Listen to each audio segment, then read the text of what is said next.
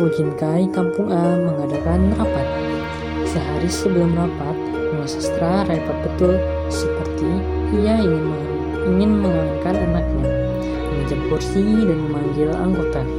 Bagi Nyonya Sastra, rapat Ujinkai ini suatu kejadian yang penting dalam kehidupan sehari-hari. Bersemangat betul ya, kata seorang kepada temannya. Nyonya Sastra berdiri, berbicara, lalu membuka rapat. Dengan suara sepertinya yang kucing kedinginan, Nyonya Sastra menguraikan bahwa ia dapat perintah dari atas untuk mengadakan rapat ini untuk membicarakan beberapa soal. Seorang anggota duduk berhadapan dengan Nyonya Sastra mengumam beberapa perkataan. Ya, kalau tidak diperintahkan masa berani. Sedang berbicara, Nyonya Sastra melihat kepada anggota ini. Muka Nyonya Sastra masam dan muka anggota ini mengejek. Gemetar, Nyonya Sastra melanjutkan pembicaraannya. Lama sekali ia berbicara.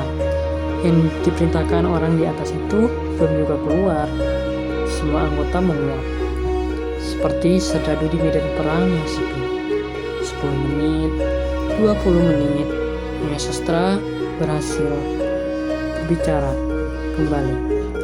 Mulutnya seperti mancung tupai itu memangkucup seperti lubang puputan. Lubang hidungnya terbuka sebesar-besarnya seperti jala dalam air. Tampak bulu-bulu hitam seperti ikan cumi-cumi.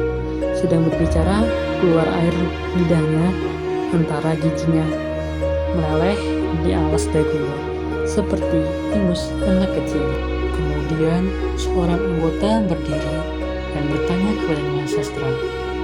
"Permisi Nyonya Sastra, saya pulang duluan ke rumah. Banyak pekerjaan di rumah." Nyonya Sastra pun merasa tersinggung dalam suara marah dan menjawab, "Mengapa Nyonya Waluyo? Rapat ini kan belum selesai. Baru saja mau dimulai."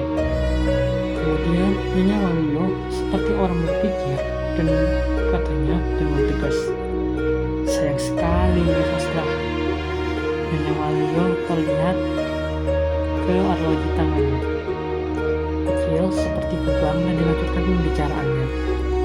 "Saya pukul 6 tepat berjanji dengan tukang ayam ditukar dengan baju rombeng-rombeng." Nyonya Waluyo mengangguk kepada Nyonya Sastra dan kepada semua anggota, lalu keluar. Tiba di luar, katanya antara giginya buat pertama dan penghabisan kalimat. Dan seperti orang membenci katanya, kepentingan bersama. Anggota-anggota yang lain gelisah, tampak seperti orang bertemu muka dengan jandanya. Kemudian Nyonya Sastra terus juga berbicara. Segala isi surat kabar pada hari yang akhir-akhir ini keluar dibacakan oleh dia. Kemudian seorang anggota berdiri pula. Agaknya orang kampung Tutok. Bahasa Indonesianya patah-patah seperti lidahnya lembut. Bulunya pudar dan tipis. Dadanya seperti air danau Toba, tidak berombak. Sebentar ia batuk. Dengan lemah lembutnya ia berkata, "Nyonya Sastra, seperti militer kan tidak santai. Dari mana dicari tambahannya? Suami saya tidak dapat bekerja lagi. Tangannya telah dipotong oleh Nippon karena..." Berat hatinya menyusun kalimat ini. Tapi ia harus menimbulkan kasihan Nyonya Sastra. Kalau Nyonya Sastra dapat menolongnya, diteruskannya hatinya, dan di antara batuk-batuknya karena ia mengambil beras seliter dari rumah tuanya. Karena terpaksa Nyonya, kalau tidak, Salim seorang yang lurus hati. Tolonglah saya, Nyonya. Anak saya 2 orang sedang kelaparan. Semua anggota merasa kasihan. Dengan tegas, Nyonya Sastra berkata, "Nyonya Salim, saya tidak dapat menolong. Sudah tetapi begitu, kita harus menurut saja. Sekarang ini lain dari dahulu. Dahulu kita boleh membantah keputusan orang di atas. Sekarang ini zaman menurut. Ini membahayakan sekali. Sebab kalau seperti zaman dahulu itu, Segala-galanya makan tempo yang lama sekali dari Nippon lain. Segala-galanya cepat. Baru 2 tahun, kita sudah mendapat kemerdekaan kita di kala kemudian hari. Kita harus bekerja, Nyonya Salim. Nyonya Salim seperti orang hendak menangis dan tanya. Jadi, 1/5 liter itu kurang lagi dari 1/4. Kalau begitu, biarlah saya pulang saja. Banyak pekerjaan di rumah. Lambat-lambat seperti pengumuman kekalahan oleh Dai Honey. Nyonya Salim menuju pintu. Tiba di rumahnya, ia menangis.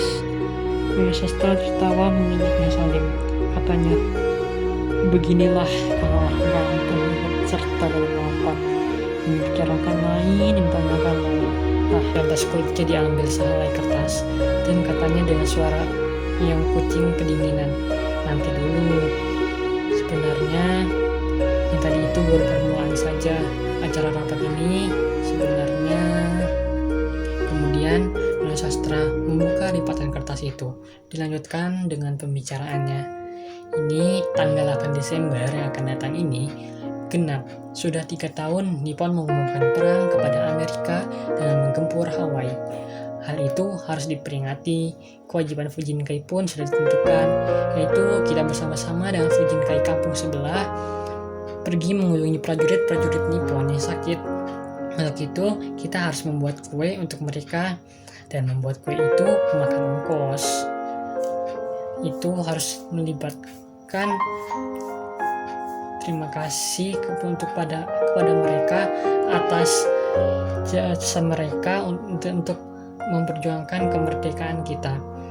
Nyonya sekalian, kalau dapat saya memendekkan pembicaraan saya akan berkata, acara rapat ini ialah meminta kemurahan hati Nyonya memberi ala kadarnya sejumlah uang untuk membuat kue-kue itu, paling sedikit RM1 setiap keluarga. Kemudian anggota-anggota Fujinkai angkut kampung A berbisik-bisik. Seorang dari mereka berkata, tentang RM1 itu perkara yang kedua. Mengapa Nyonya memakai pendahulu yang panjang lebar untuk mengatakan kepada kami harus merogoh kantung kami lagi lebih dalam. Coret saja nama saya jadi anggota Fujinkai, biar dikatakan orang saya tidak bersemangat. Kemudian Nyonya Sastra ketakutan gemetar katanya, Nyonya Samiun, Nyonya jangan lepas marah. Kita harus bersabar dalam merasa sekarang ini. Nyonya salah sangka sebenarnya, terpaksa saya mengatakan di sini. Sungguh pun rahasia bahwa segala apa yang diucapkan tadi sudah dititipkan dari atas bersama-sama tanya dengan surat perintah untuk mengadakan rapat ini.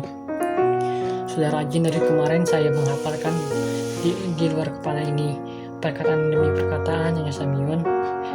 Nyonya Sastra menghapus keringat dan keningnya